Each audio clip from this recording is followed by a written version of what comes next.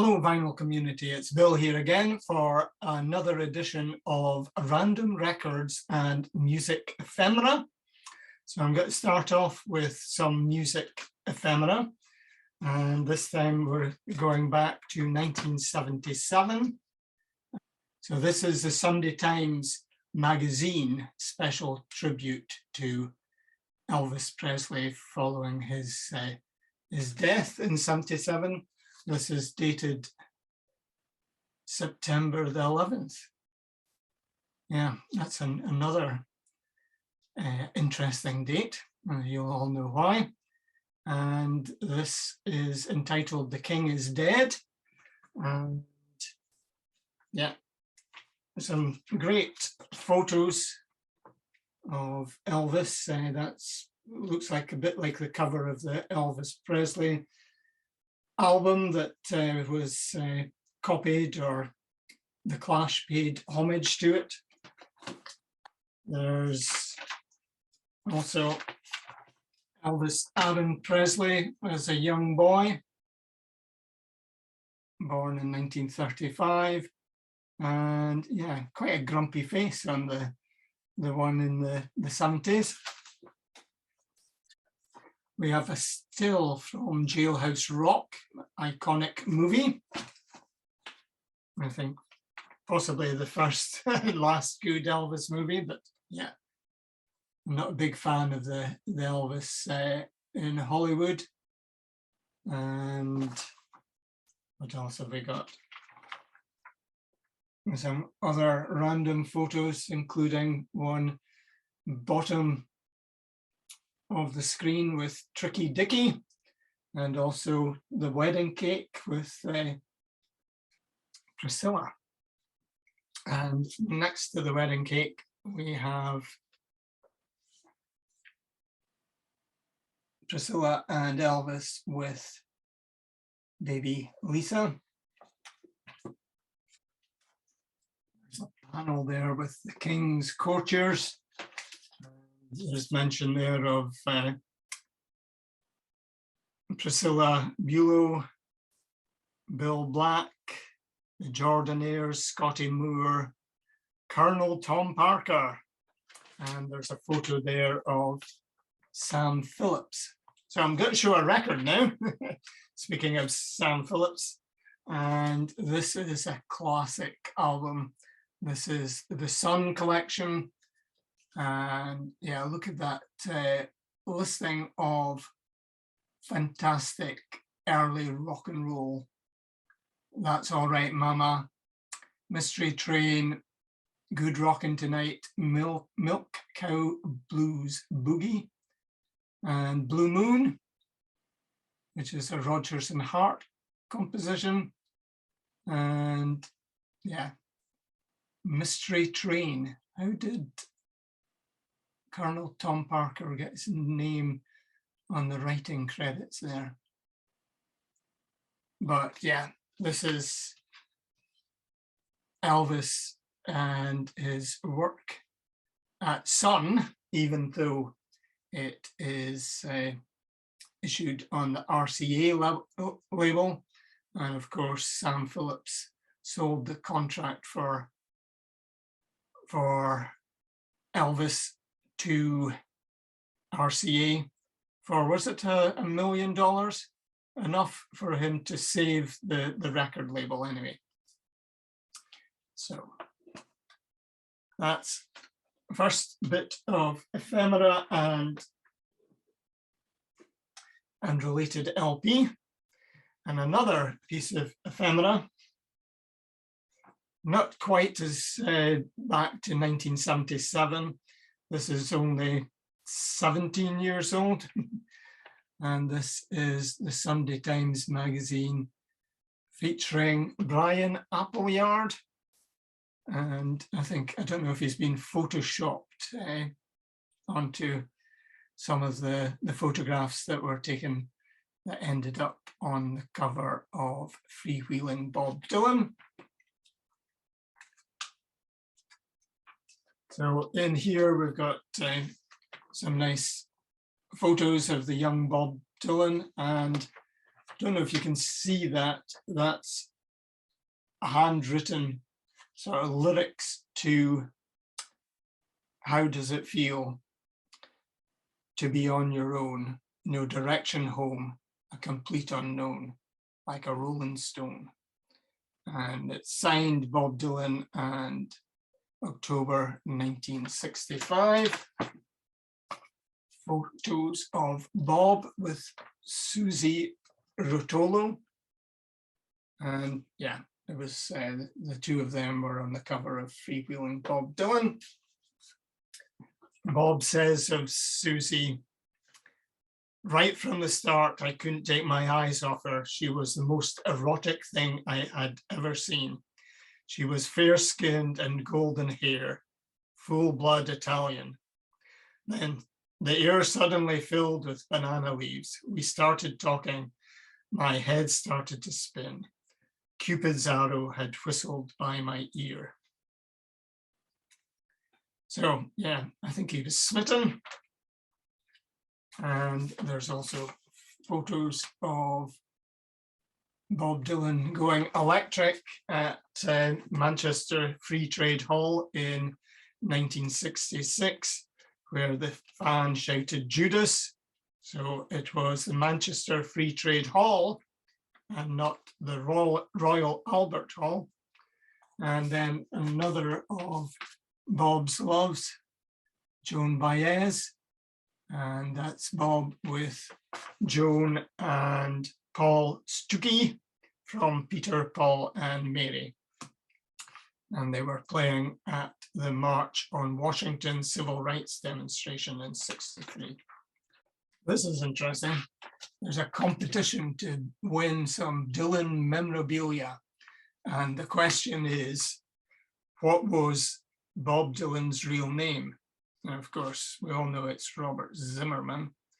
I forgot to say that the Elvis in the 1977 magazine, it was very interesting to see some of the adverts from that period, including one for a photocopier at the greatly reduced price, or maybe it was just the price of about 65 quid for a photocopier.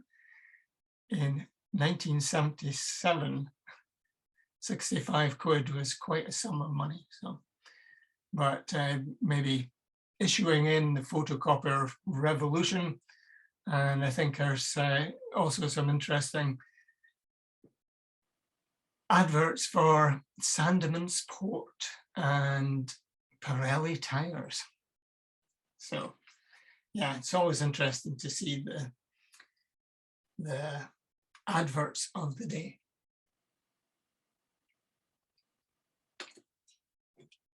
No product placement, but this is a very nice beer. Nobody's paying me to say that. And then I wanted to show the album that goes with that Bob Dylan article. And this is the Freewheeling Bob Dylan. Really nice liner notes here as well by Nat Henthoff. And yeah, this is a great acoustic album, Blowing in the Wind. I think that was one of my dad's all-time favorites. There's A Hard Rain's Gonna Fall. There's Don't Think Twice, It's All Right. And Talking World War III Blues. Yeah, that's maybe something that we shouldn't, well, should we be talking about? Masters of War as well as on this. So yeah, Bob Dylan in his protest days, it says, hard rain's gonna fall. Hard Rain, adds Dylan, is a desperate kind of song. It was written during the Cuban Missile Crisis of October '62, when those who allowed themselves to think of the possible results of the Kennedy-Khrushchev confrontation were chilled by the imminence of oblivion. Nothing's changed, really. Heart goes out to all these poor refugees in Ukraine, and I hope that peace can be found, and but that the rights of Ukraine as a sovereign nation are allowed to be shown. So yeah, we're getting a bit political. So the next few records have something in common, but you probably don't know what the common thread is. You can have a think as I show them. There's a few albums and 4 CDs. So we'll quickly go through them. This is Raising Sand, Robert Plant and Alison Krauss. Nice gatefold. Really great songs such as Please Read the Letter and Gone, Gone, Gone. Fortune Teller, which I think is quite an old song, and Killing the Blues and Rich Woman. Sister Rosetta Goes Before Us. So paying homage to Sister Rosetta Tharpe. Then I have Get Behind Me Satan and the wonderful White Stripes. A big fan of the White Stripes. So this has got My Doorbell. It's got Little Ghost, Forever for Her is Over for Me, and The Nurse and Blue Orchid and Instinct Blues. Really strong album, this. When I bought it, it's the first time on black vinyl. The Who and Endless Wire. I had to get this to really complete my Who collection, but this is the sort of story of Pete Townsend inventing the internet. And we've got songs such as Black Widow's Eyes, You Stand By Me, Endless Wire, Mirror Door. Yeah, a nice album, but yeah, if you've got the rest of the Who catalogue, then this and maybe It's Hard don't quite make it. But when I do the reveal of the connection, you'll say, what? What? Because it doesn't include the Who's latest studio album. Right, more White Stripes. This time the fantastic album Elephant, and this has got Ball and Biscuit and Hypnotize, that wonderful rock anthem Seven Nation Army, and we've got You've Got Her in Your Pocket and The Heart is Button to Button. Next up, this guy Beck, and this is Sea Change. Really nice gatefold here. And we have The Golden Age, Paper Tiger, Lonesome Tears, End of the Day, Already Dead, Round the Bend, and Side of the Road.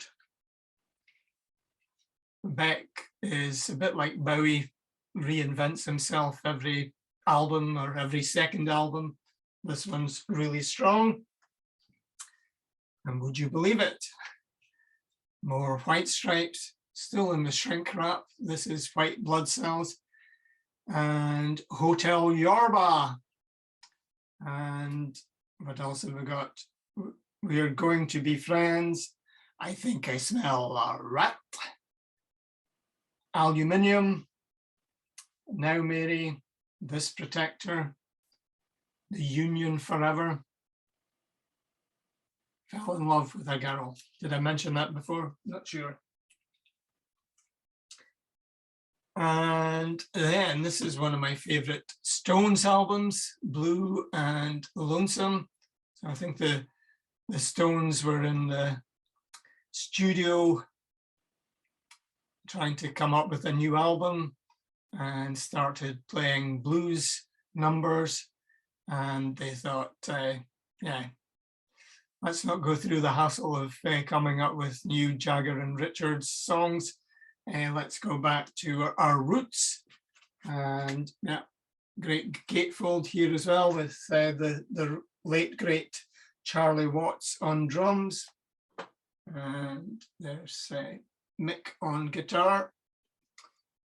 And yeah, they've got I Can't Quit You Baby, which is a wonderful blues standard. Blue and Lonesome, the title track, is very strong. Ride Them On Down, which I think has become part of the Stones a live set. And Everybody Knows About My Good Thing. So I run through different occupations, butchers, plumbers, I don't know what, and they're all after this chap's wife, I think, and they're all after the good thing. So Hate to See You Go is also on this, but yeah, this is the Stones sort of bookending their studio careers with blues in 2016, following the blues and quite a lot of blues covers that they did, Muddy Waters numbers, Willie Dixon material, etc., on their first two albums. And of course, they did lots of blues, including Love in Vain. I'm also going to show some CDs. So this is Time Out of Mind, and this is a great album from 1997. Yeah, and we've got Lovesick, Dirt Road Blues, Not Dark Yet, Can't Wait, and Highlands is on this. Another great album. This is Arcade Fire and Funeral. Nice packaging. And yeah, Neighborhood, Un Annie songs, La Mière, Wake Up, Rebellion. Just a wonderful band, Arcade Fire. And another wonderful band, and I always love their cover art, is the Black Keys, El Camino. And this is a very strong album. Lonely Boy, Dead and Gone, Little Black Submarines, Stop Stop, Nova Baby. Lots of transport. This is not a car advert, but yeah. El Camino, very strong, highly recommended album. And then Love and Theft by Bob Dylan again. And this is got some really good rambling lyrics, I think. Tweedledee and Tweedledum, great. Mississippi, Moonlight, Po' Boy, Sugar Baby, High Water for Charlie Payton, and yeah, Love and Theft and Time Out of Mind were, yeah, Dylan returning to top form. I don't think you would have spotted the link, but the reveal is that in the latest Uncut magazine, their special 300th issue, they have the 300 greatest albums of Uncut's lifetime. So with the exception of the Elvis record and the Bob Dylan, freewheeling Bob Dylan, all these other records and CDs are included in that 300 countdown. So I usually find in lists of classic rock that I have maybe about a third to a half of the albums that are included in whichever list it is. This time I think I'd only about 17 or 18 out of the 300. So you can see that my collection is biased towards late 60s, 70s is probably the decade that I have most albums in. But yeah, so